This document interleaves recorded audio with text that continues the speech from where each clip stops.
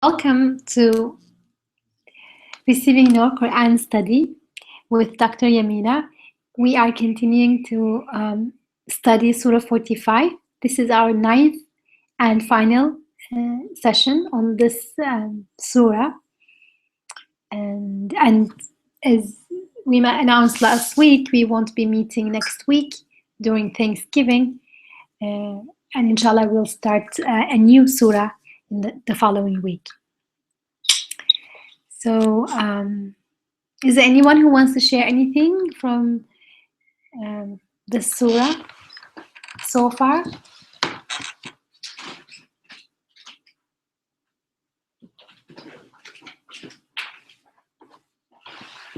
Okay, then we can start with Sister Yamina. Jazakallah khair, Sister Yamina.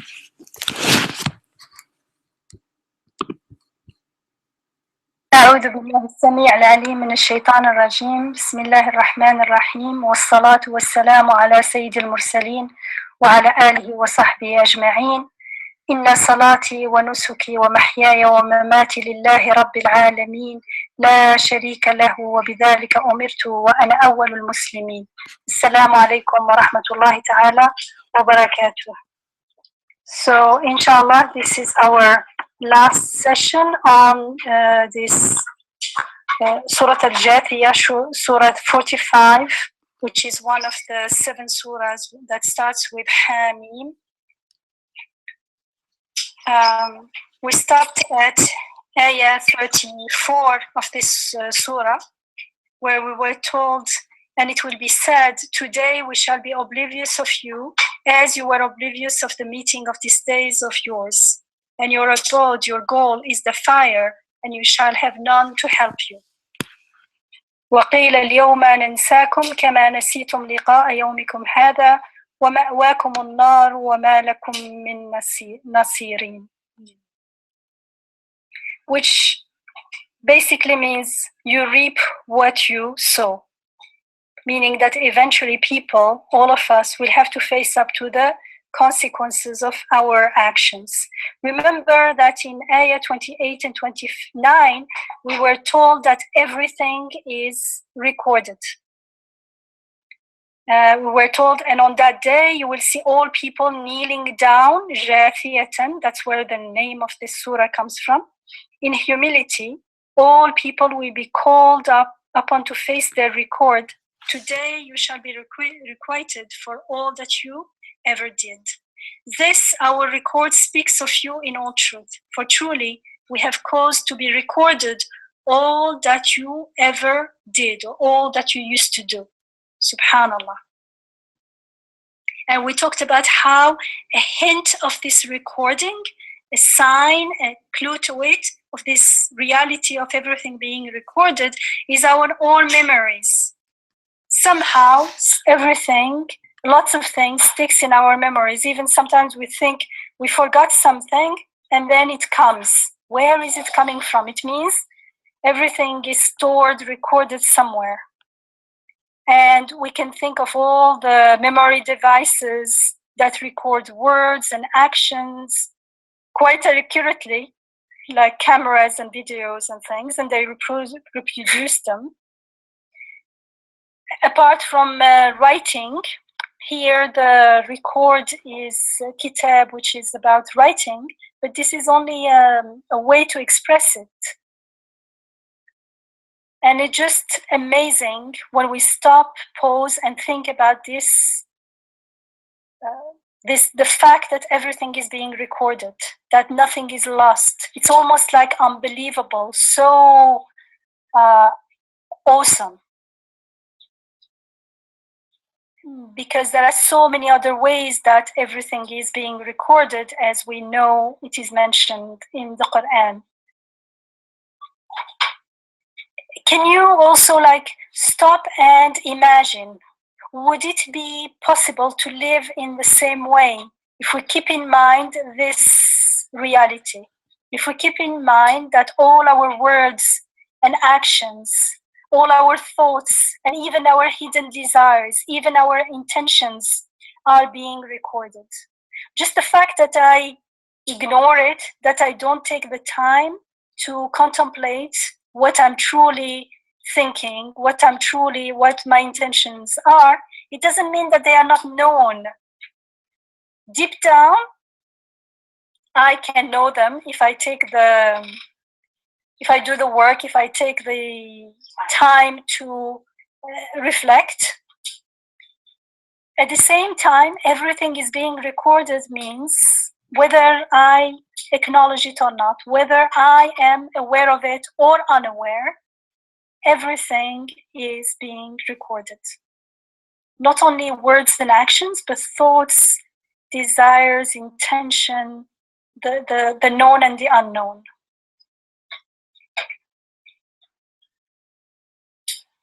That's it. It reminded me of a passage in Surah Surah Al-Fussilat, sorry. It's Surah 41. And starting from Ayah 18, we are told, and we saved only those who have believed and were conscious of us. وَنَجَّيْنَا الَّذِينَ آمَنُوا وَكَانُوا يَتَّقُونَ.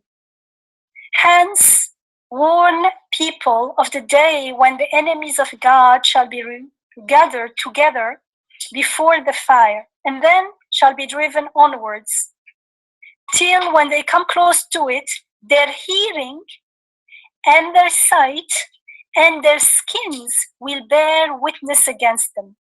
So we think of, now we have all kinds of recordings and videos and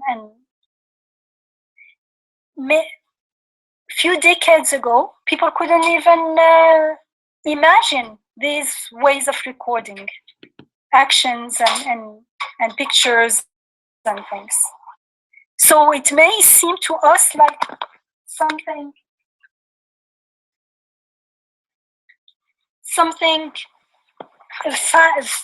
far-fetched, but we are told that our own hearing and sight and skins will bear witness. So they will bear witness against them, speaking of what they were doing on earth. They will say this is what they were doing. And they will ask their skins, so the people will ask their skins, why did you bear witness against us? And the skin will reply, God, who gives speech to all things, has given us speech. For it is who has created you in the first instance, and unto him you are now brought back. So there are two things here that are very important. First, something that I really like this ayah, ayah 21 of Surah Fussilat, Surah 41. قالوا يعني قالت جلود قالوا أنطقنا الله الذي أنطق كل شيء. And here أنطق is speech, but it's meaningful speech, not any with mantiq, with meaning. So, and they not only the skin will speak and say that God gave a speech, but they will say God who gives speech to everything. You remember we were saying everything is an ayah? That's what this surah was telling us at the beginning. The ayahs that we need to reflect on and contemplate. And they all speak. Everything speaks. They speak their own language. They speak with their way of being. It's like language is not only a verbal language. It could be language with sign language is a language as well. Language with, if someone is very distressed or very cold or very hungry, he doesn't have to say I'm hungry for us to understand.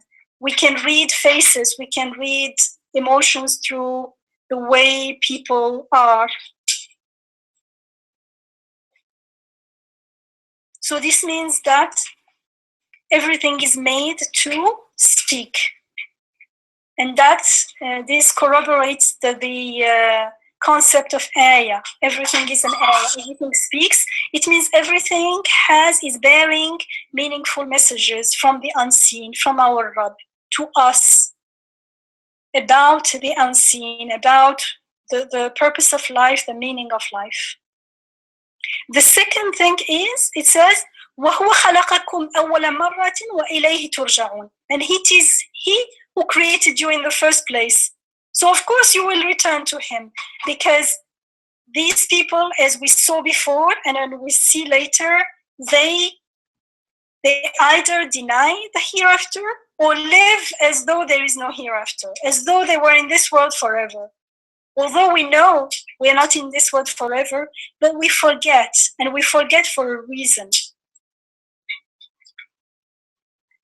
And so it seems like far-fetched. Hereafter we will be resurrected. What does it mean?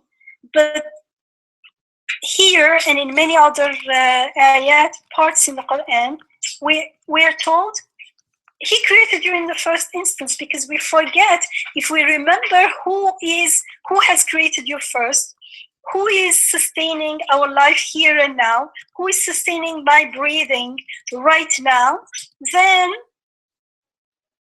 I will stop asking. It's not a true question when I say when people say, how can we be resurrected? They are actually saying we won. It's not possible. It's not a true question. It's an objection, really.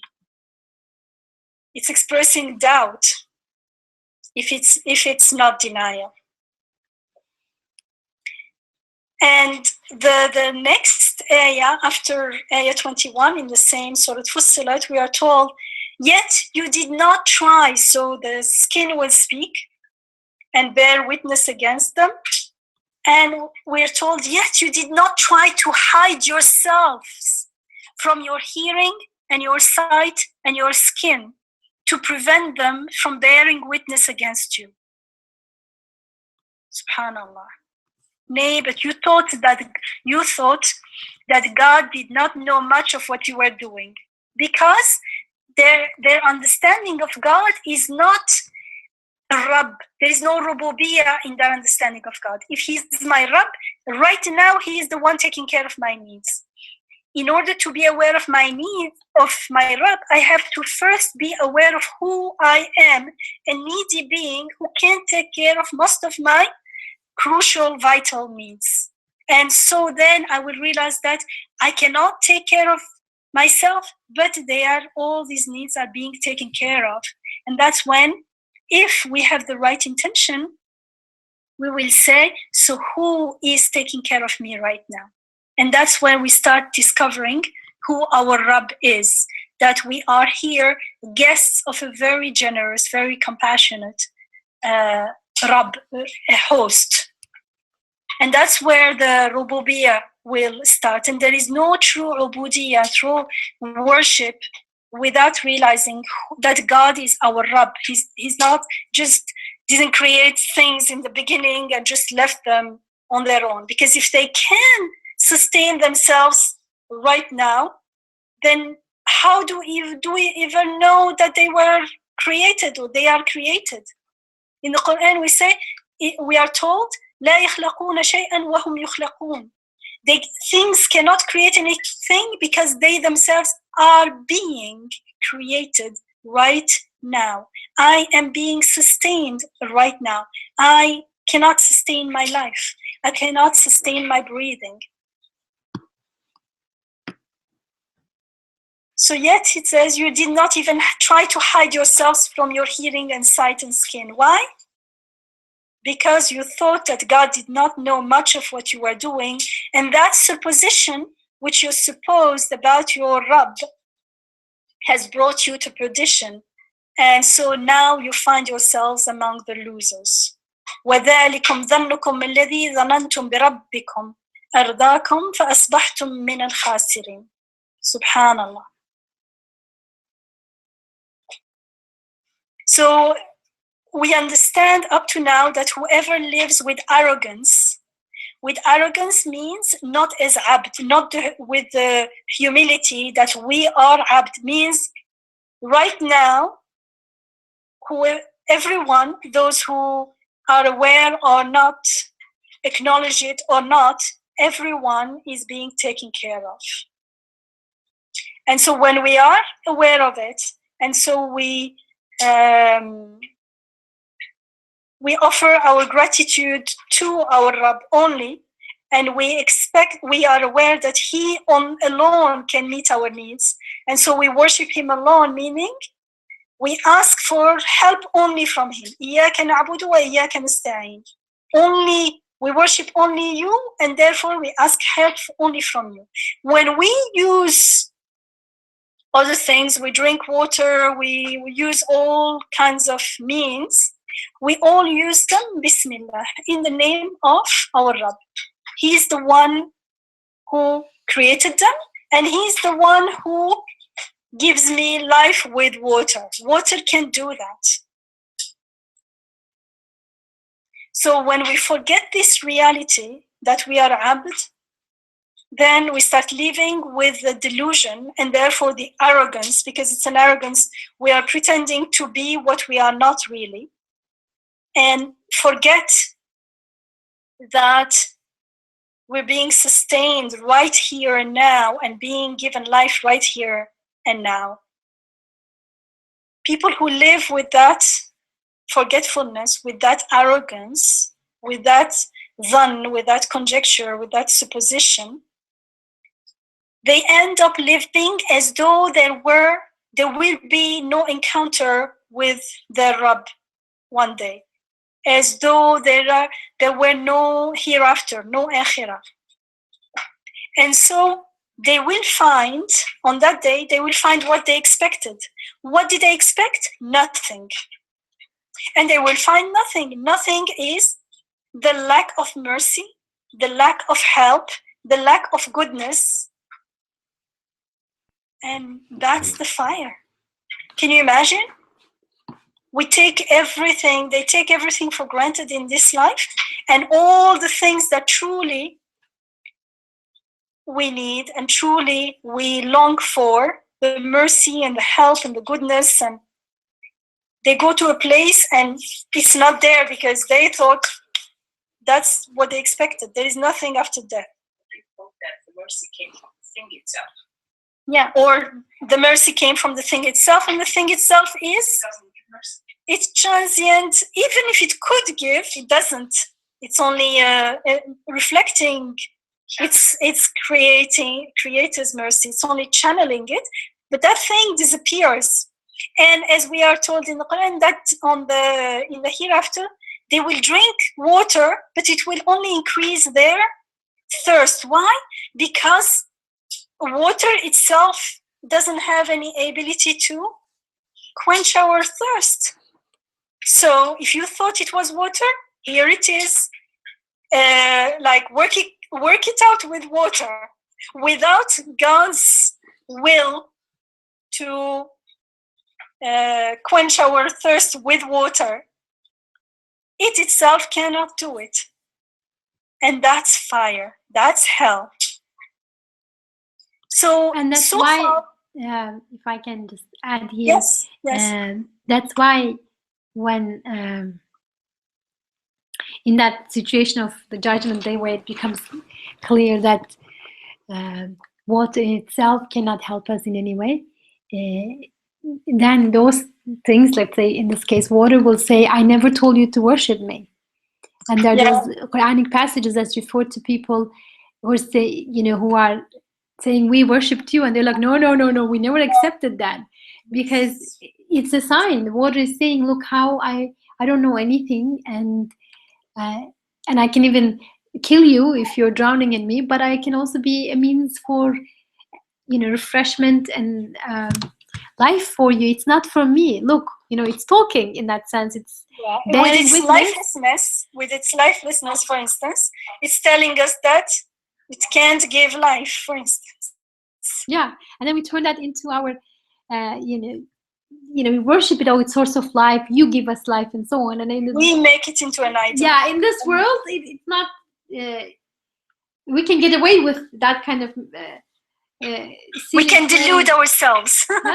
We can delude ourselves, but then it's a big, it's a big, betrayal that we will feel in the day of judgment. Yeah, there are those ayat when the idols will say, you made us into idols. We never asked you to worship us. We knew Subhanallah. we are not.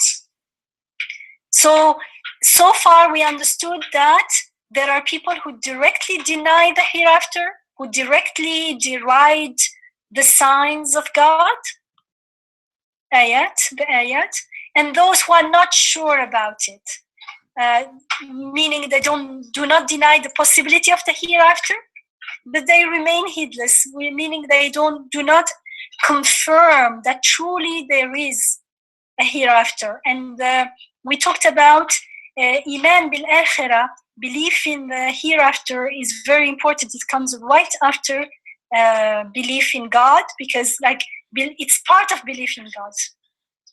And that's why in the Quran we find very often it says وَهُمْ بِالْآخِرَةِ هُمْ يُقِنُونَ. So it's 3 layered emphasis grammatically. Plus, instead of yu'minun, they believe, it says yuqinun, they are certain. And it's a certainty that is threefold certainty. So because it makes the whole difference. How I live right here and now depends totally on my certainty about akhirah or not, about whether I feel accountable or not, whether I'm aware that everything is being recorded or not. And it doesn't have to have a camera out there. My own skin, my own hearing and sight will be the witness for me or against me. So these people, the people who are heedless, they have not witnessed the ayat, therefore they have no evidences for akhirah. And even if they claim that there must be an akhirah, their claims are based on conjecture, as we are told, on dhann. It means there is no evidence at all. That's why the iman in akhirah remains weak, not strong enough to lead to acting accordingly, to lead to iman and therefore to ihsan. Apparently, it seems like there is a huge difference between the two groups. And on some levels, there is a difference. One is mocking the ayat and denying, one is not denying. But as far as the final results is concerned, living as though there is no akhirah, at that level, they become very similar. There isn't much difference, because not denying is not believing. So one actively, I don't know if they actively deny, but they say none of my business. And some just don't deny, but not denying, often we think that is believing and that is not. This is also understood from this surah. Belief is a conscious choice based on evidence, on certainty. You have to make the intention to reflect on the ayat, and eventually you will see the evidences. You follow the guidance of the Quran. So the Quran becomes something that truly becomes alive, and we feel the need for it in our life when we make this choice of believing intentionally. But people who remain in ghafla, remain in heedlessness, they fail to live in the presence of God with the awareness of akhirah.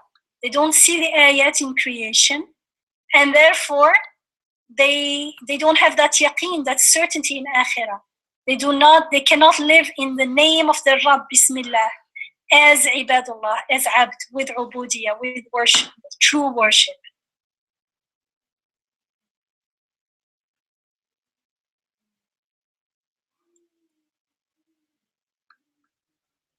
And so it's important to remember again that belief is a conscious choice. In ayah 35, we are told, ذَلِكُمْ بِأَنَّكُمْ اتَّخَذْتُمْ. So we are told, what was 34 we said before? And so they will be said, today we shall be oblivious of you, and you were oblivious of the coming of this day. So your goal is the fire, and you shall have no one to help you. Next, this is because why will you have no one? Why will you end up in fire? Why will you end up with no one to help you? Because you made a mockery of God's ayat, and you allowed the life of this world to delude you. Today, therefore, they will not get out of it, nor will they be allowed to make amends. Out of it meaning out of fire. ذلكم بأنكم اتخذتم آيات الله هزوا وغرتكم الحياة الدنيا فاليوم لا يخرجون منها ولا هم يستعتبون. The implication is that going after worldly goals, after pursuing the worldly goals, is the cause of their disregard for God's ayat. This is important because we said, why do they not take the ayat seriously? Why do people keep forgetting their purpose, even once we know what is our purpose in life, to worship God? Why do we keep forgetting this? Why don't we forget, for instance, if I'm a teacher, I don't forget I am a teacher. We said about the example of if you're a doctor, you don't forget one day you don't go to the hospital, or you're in the hospital and you don't care about your patients, because you accepted that I am a doctor and this is what a doctor does. The one, when it comes to ibadah, to worship, we say I am a worshipper, and then I do everything except worship. Worship, I don't mean only praying and fasting. I mean doing everything with the consciousness that I'm a abd, doing everything in the name of my Rabb, being grateful. I am happy with something. My gratitude doesn't go to the thing itself, but to the bestower of the thing, to the mun'im. I see it as a ni'mah, as a blessing, as a reminder of who my Rabb is, of what I am doing in this world. And so I praise him. And so the more blessings, the more praising God. So I'm using ibadah as we always use it. Let's say ubudiyya. Why is it not always easy? It seems not easy to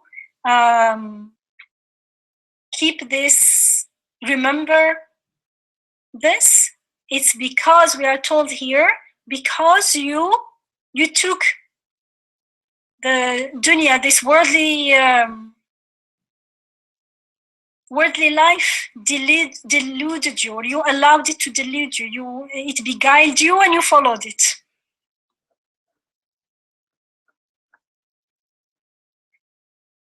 So being satisfied with worldly goals leads people to disregard the ayat, to forget about the hereafter, to concentrate on the worldly, put all their focus and attention on the worldly life, and therefore forget about the hereafter. Becomes something very far, very like almost irrelevant to their life here and now. They cannot even remember that they are being sustained here and now. That's a lived reality, but it's a lived reality to the one who puts his attention on it.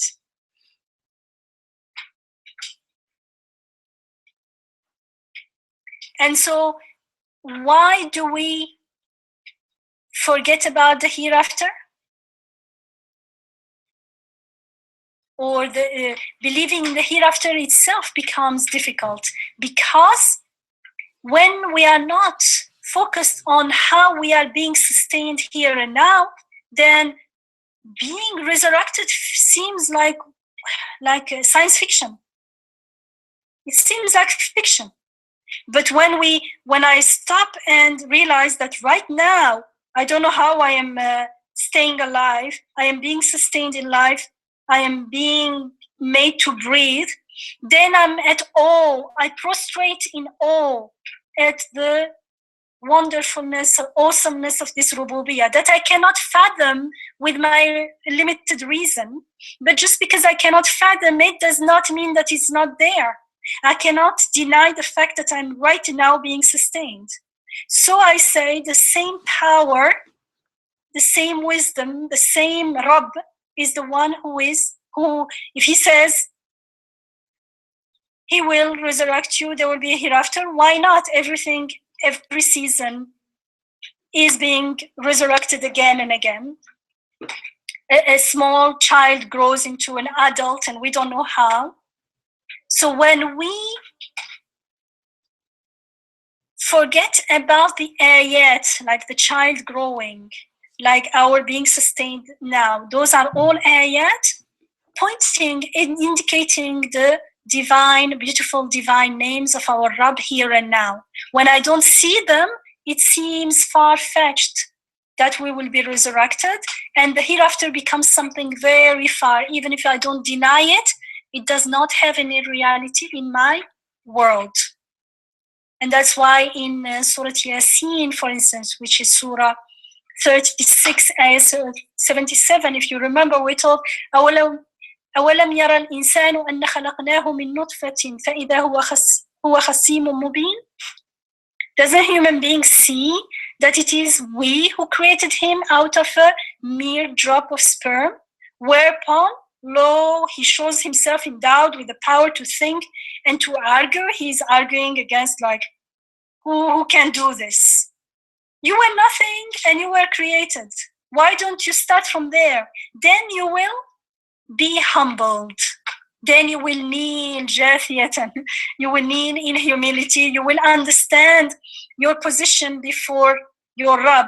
And then you don't start saying, if I don't understand it, it means it's not possible. Who said this? It's like, whatever my net doesn't catch is not fish. Our limited human reason is not the criteria for what is and what isn't, and what can be and what can't be. It is so limited. I cannot know what is behind the walls of my room. I cannot know what is going to happen in an hour or tomorrow. How can I? That's arrogance. You see, when we do not know our head, our limits before our Rabb, when we do not remember that we are abd, worshippers, servants, then we become arrogant, but out of delusion. We delude ourselves. In Surah Al-Kahf, Surah 18, Ayah 37, we are told, and there is an argument between two people, and one of them asked the other one, will you deny him who has created you out of dust, and then out of the drop of sperm, and in the end has fashioned you into a man? SubhanAllah. Like, how can you deny him? Start thinking about who you were, what you are now, and then you will understand later. In Surah Yasin, the end of Surah Yasin is very beautiful.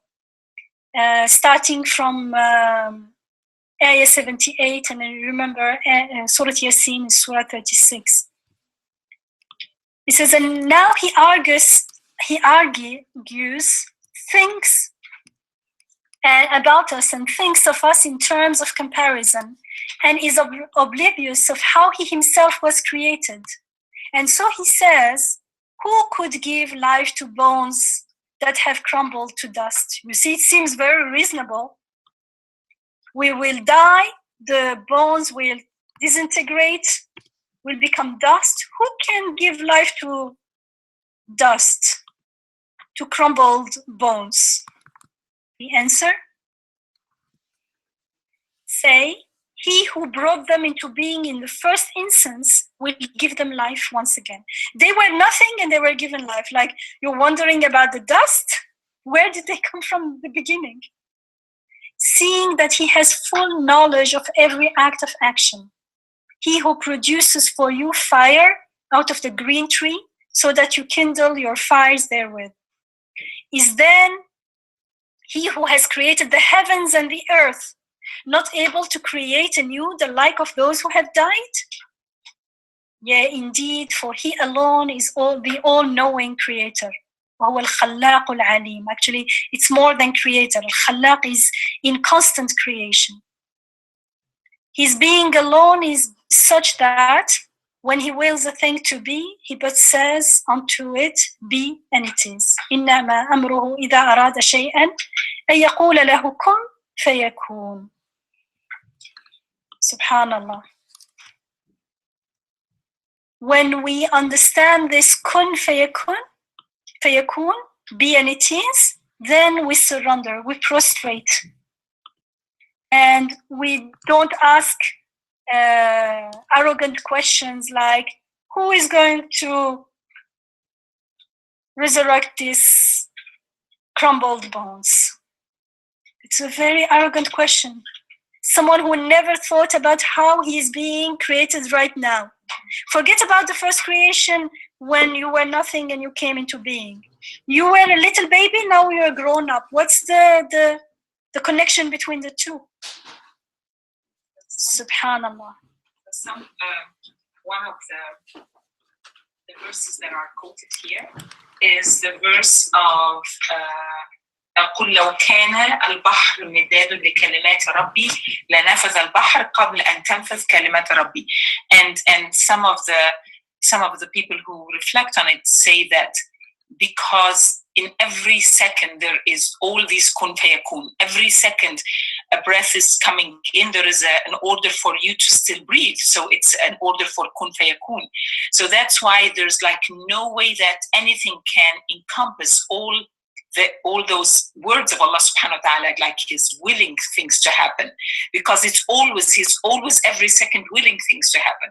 And I think that's not, from our perspective, He's one willing is the whole thing. Yes, yeah. And that's also the everything speaking. Yeah, because they're receiving this order to be, like, to be in a certain way for this second, then you be in a certain way in the coming second, and then and as things are developing every second, there is a new development, there is a new order from Allah subhanahu wa ta'ala for it to develop. We think the order was given at the beginning and then it takes care of itself later on. As if we put God into time like us.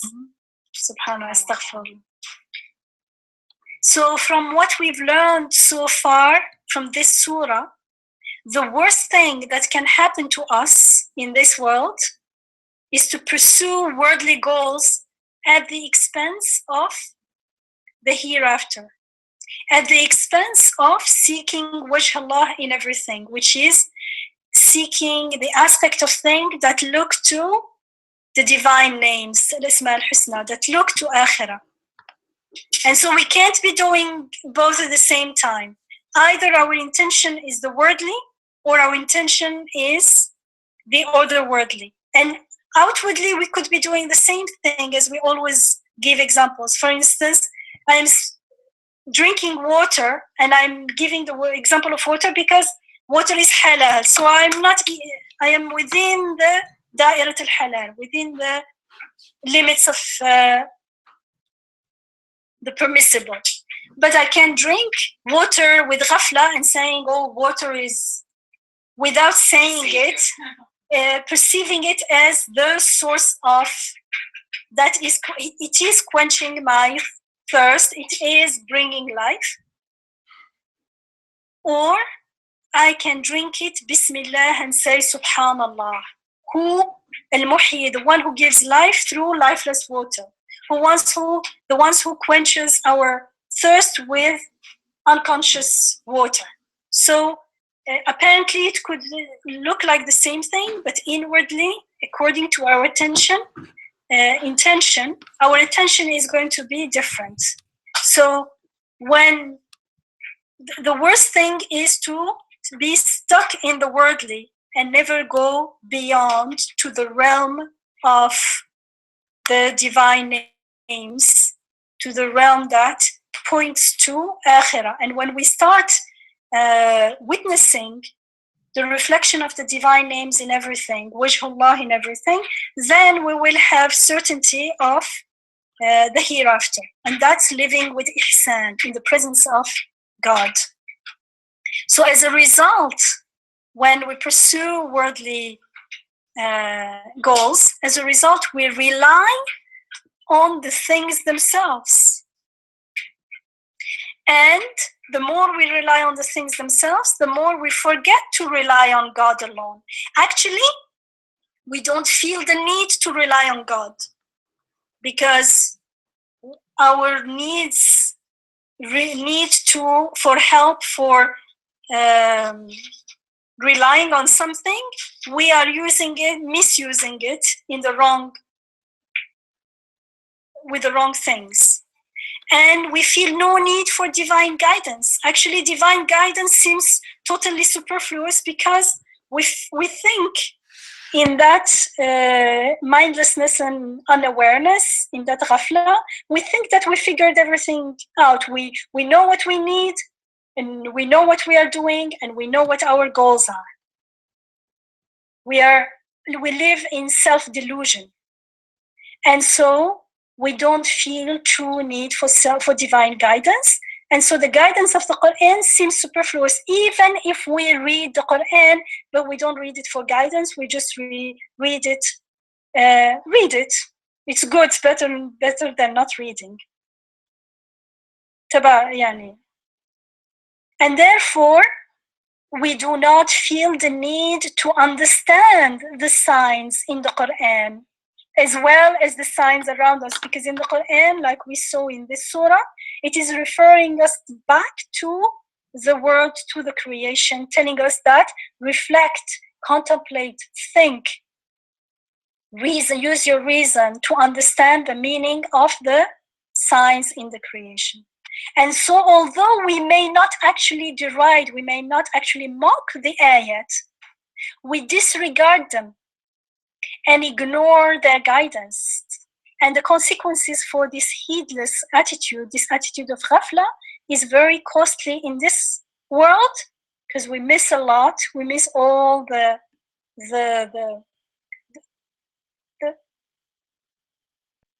multitude dimensions of all the divine names at different degrees.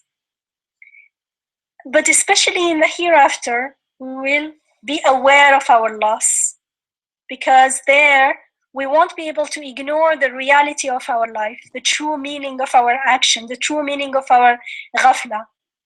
There, meaning in akhirah, we will have to face the reality that all our efforts were in vain, because the worldly aspect of this life is transient, is mortal, is temporary, is ephemeral. And وَيَبْقَى وَجْهُ رَبِّكَ ذُو الْجَلَالِ وَالْإِكْرَامِ. What is lasting is وَجْهِ رَبِّكَ. And that وَجْهِ رَبِّي, to the extent that I find it, I will find the result in akhirah, inshallah. So this surah is truly teaching us how to protect ourselves from great loss. We are told that there will be great loss for those who do not live with that awareness of akhirah, those who have no certainty of akhirah, those who have doubt about akhirah, or worse, deny it. So to protect us from that great loss and pursue true lasting success, remember we said there is no neutrality. It's not like, okay, I won't get that great success, that lasting al-fawz al-azim, that lasting success, but I will get nothing. No, it's either al-fawz al-azim or khusran, or great loss. So it's not like I have to, let me think about it whether I want to pursue this path or not. There isn't much to think about. The choice is clear. And in this surah, we are taught all this before it's too late, because on the other side, it will be too late. We have to live with that awareness right now. So we are told This is because you made a mockery of God's ayat and you allowed the life of this world to delude you. Today, therefore, they will not get out of it, out of the fire, nor will they be allowed to make amends. And the next ayat are, then all praise be to God alone, sustainer of the heavens and sustainer of the earth, the sustainer of all the worlds, meaning the sustainer of all that exists. Because all majesty in the heavens and on earth belong to him alone, and he alone is almighty, truly wise. Therefore, knowing all this, what are we supposed to do? How do we prepare for that awesome day? We are told to remember that all praise belongs to God, is due to God alone. فَلِلَّهِ الْحَمْدُ رَبِّ السَّمَاوَاتِ وَرَبِّ الْأَرْضِ رَبِّ الْعَالَمِينَ. Why is praise due to God alone? Because he's the sustainer of the heavens, he's the sustainer of the earth, he's the sustainer of all worlds, meaning everything, anything that exists, he is a sustainer. Therefore, obviously, all gratitude, all thanks, all praise can only be due to him alone. And now when we recite Surah Al-Fatiha, when we say Alhamdulillah, inshallah, in our daily praise, it will have this new meaning. Alhamdulillahi Rabbil Alameen, Rabbil Samawati wa Rabbil Ardi wa Rabbil Alameen. And therefore, all majesty, وَلَهُ الْكِبْرِيَاءُ فِي السَّمَاوَاتِ وَالْأَرْضِ وَهُوَ الْعَزِيزُ الْحَكِيمُ. All majesty in the heavens and on earth, everywhere, belongs to him alone. And therefore, he alone is almighty and truly wise. Remember how the surah started? Hamim. تنزيل الكتاب من الله العزيز الحكيم. The sending of this book, of this message from God, the Almighty, the Wise. And throughout this surah, we got to actually know and learn how he truly is almighty and wise.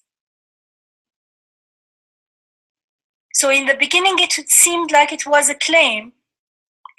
This is a book sent from God, who is almighty and wise. But at the very end, it has been demonstrated to us, and now we can say truly, yes. And this ayah itself is al-kitab, is part of what is sent, and it is truly full of wisdom. And so we can now confirm and affirm and remember that truly, yes, this is تنزيل الكتاب من الله العزيز الحكيم. فلله الحمد الحمد رب السماوات ورب الأرض رب العالمين وله الكبرياء في السماوات والأرض وهو العزيز الحكيم. سبحان الله سبحان الله. الحمد لله رب السماوات ورب الأرض رب العالمين له الكبرياء في السماوات والأرض وهو العزيز الحكيم. وآخر دعوانا أن الحمد لله رب العالمين. اللهم أرنا الحق حقا وارزقنا اتباعه وارنا الباطل باطلا وارزقنا اجتنابه. آمين. والحمد لله رب العالمين. So remember, the Hamim surahs are all for protection, as the Prophet ﷺ taught us, and you can see that it is protecting us from a huge loss protecting us from the loss, the huge loss, and protecting us from losing the greatest success, al-fawz al-azim. Subhanallah. So it's truly, truly very meaningful and very significant and very valuable message. Alhamdulillah. هذا من فضل ربي. سبحانك لا علم لنا إلا ما علمتنا إنك أنت العليم الحكيم.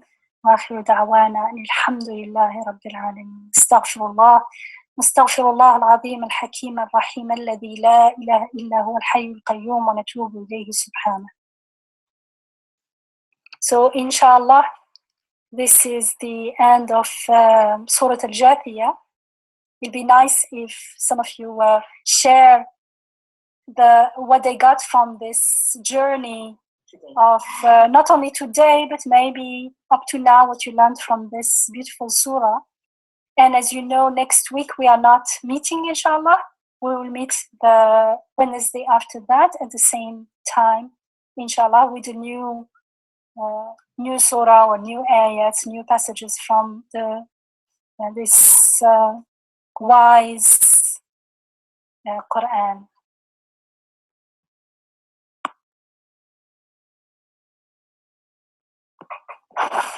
I have my first, I have the microphones. I'm gonna be with the first comments.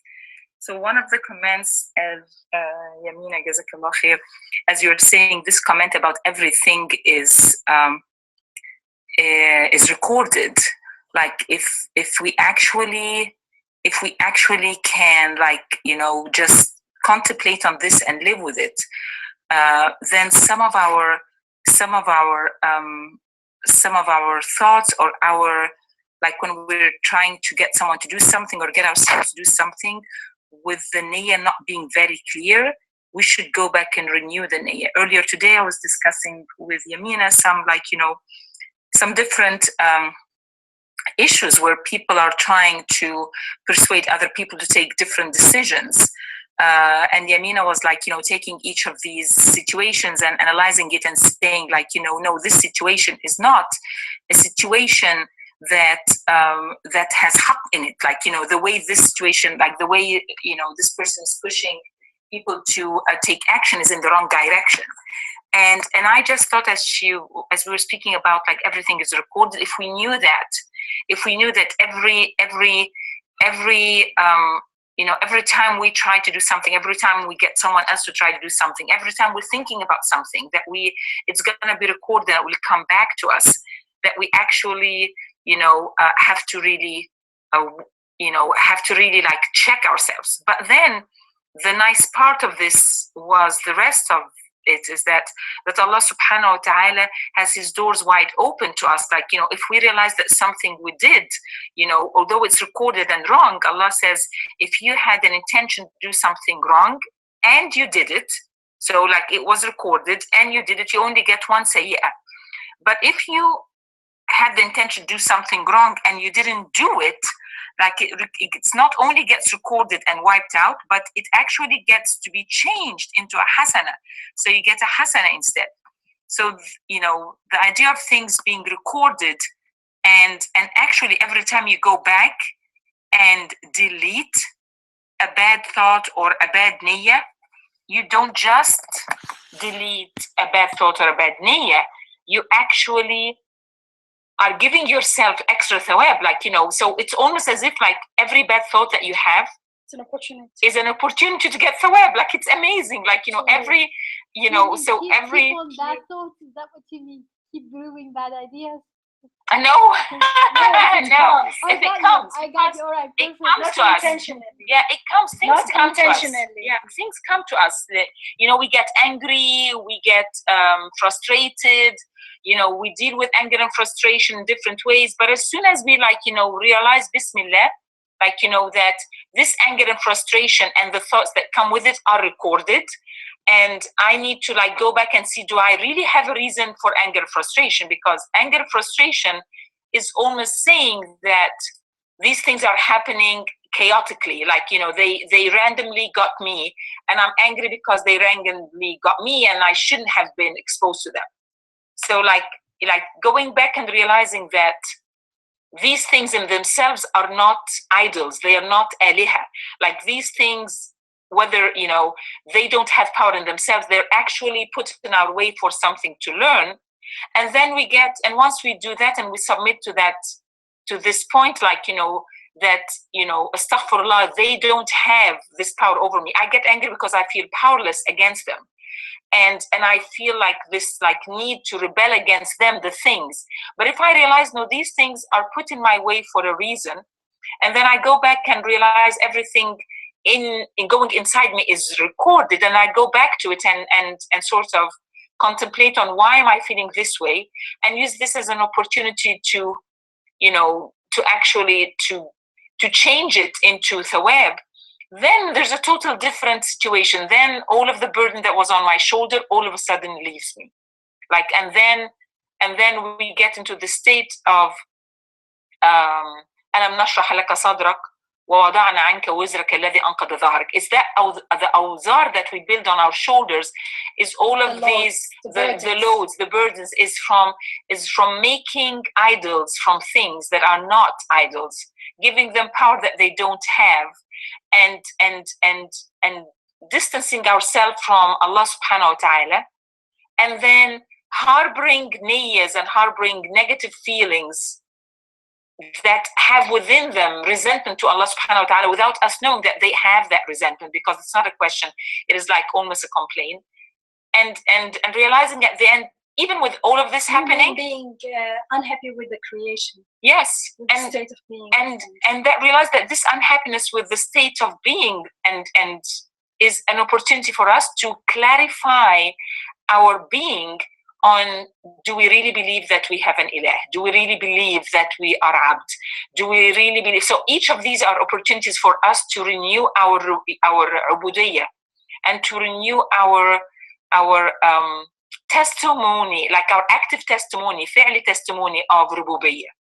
So that was my takeaway from today, and I thought, subhanallah, like the Quran always speaks to a need. So today I had a personal need, and like the ayahs that Yamina said, they spoke to me because I have a need to solve some issues. That's why they spoke exactly to these issues. So I wonder if any of you had, got something else, because every one of us has a different need. Jazakumullah khair. Jazakallah khair, Sister Alia, for sharing. One thing that I'd like to share is when Sister Yamina mentioned today, Surah 41, verse 22, nay, but you thought that God did not know much of what you were doing. This struck a chord with me. I mean, I don't know if that's the correct way of putting it, but it just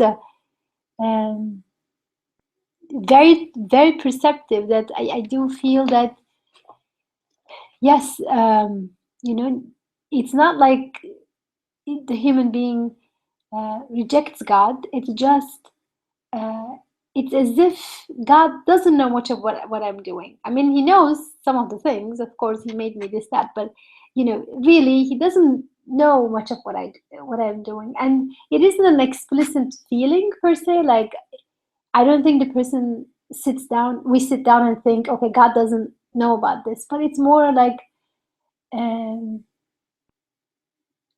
that's kind of that limbo state, that unaware state, where we're not even ourselves honest to ourselves that I am doing this thing consciously.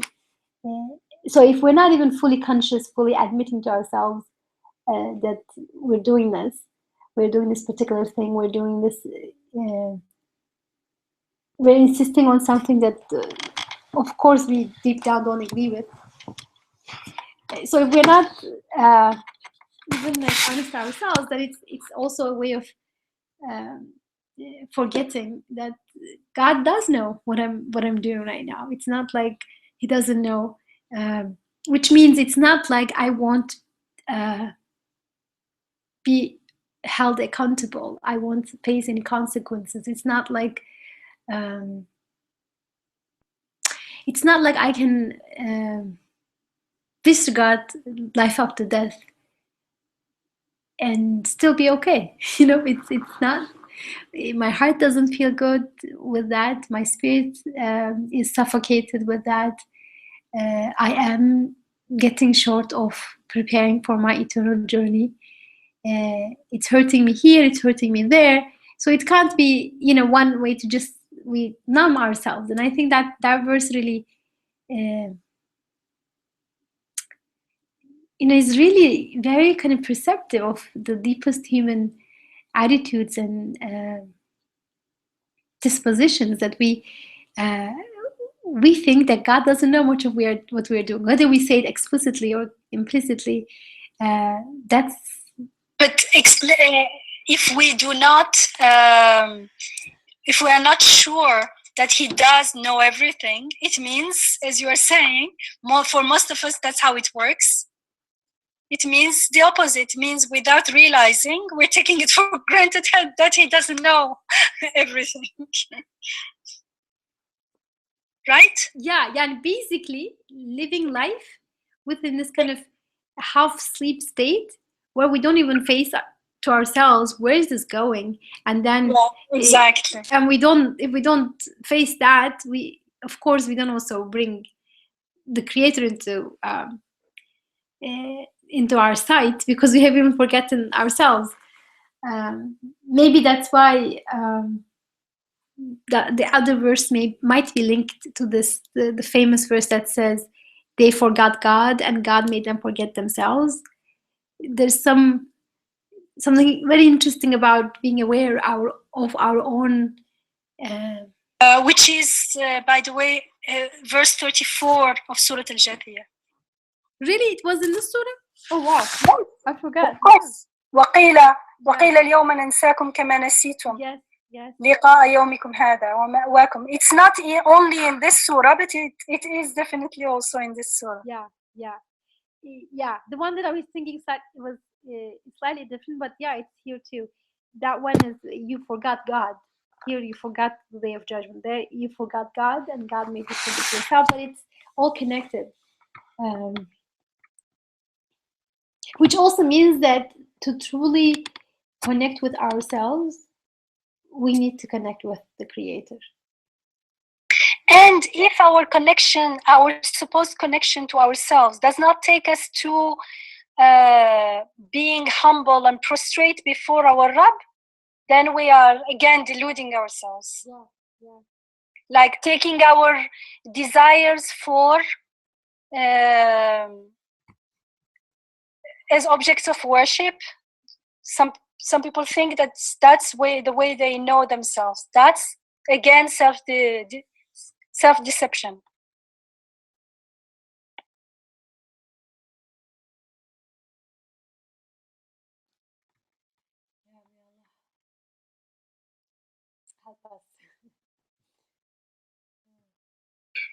Hello? Yes. Assalamu alaikum. I don't know. Can you hear me? Yes. I can't hear you guys. All of a sudden, the volume.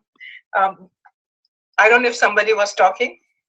Isra was talking, but the volume was very low. Yes, yeah. It was not easy. Still now, it's not easy to hear her. I'm so sorry I missed, because I had the class today. I just came back, but this was the most beautiful surah for me, especially because, it shows so many attributes of a moment, like starting, we all know by heart now, Yuqinun and Iman, and starting with Iman, then Yaqeen, then using Akhal, and then Tafakkur. Even Tafakkur is here, and Tashakkur is also here. I mean, Mushrik.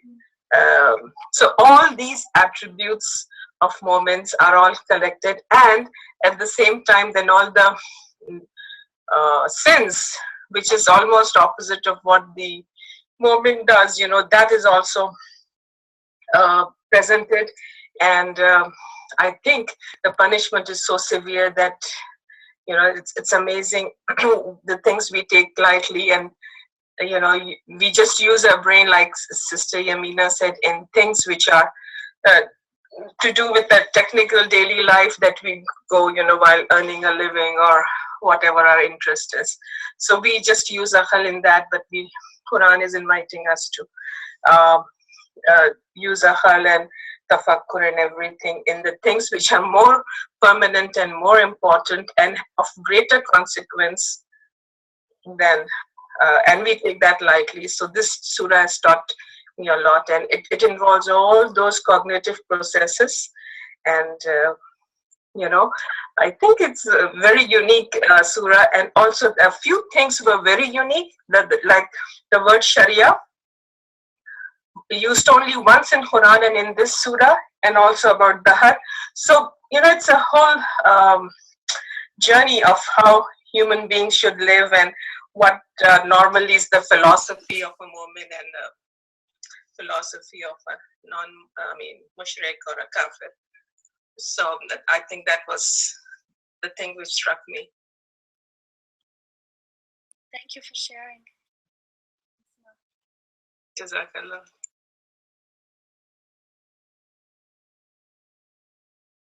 So who else wants to share? We want to hear from the rest of you.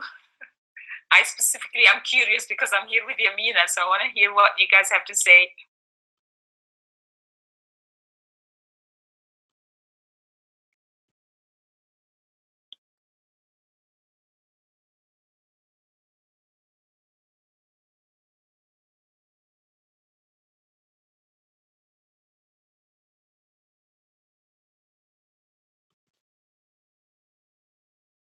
Okay, so I guess we can then maybe pause here if nobody wants to share anything else. Isra, we barely hear you. I said, is there anyone who wants to share? If not, we can bring today's session to a close.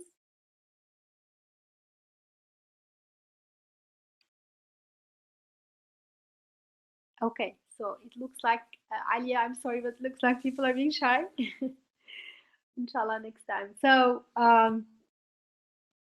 thank you for joining us tonight, and Jazakallah khair, Sister Yamina, for leading us through the study of Surah 45. May it be a healing for our hearts and our spirits and our lives, inshallah. And in 2 weeks' time, we'll meet again, inshallah, with a new Quranic passage. Okay, Assalamu alaikum.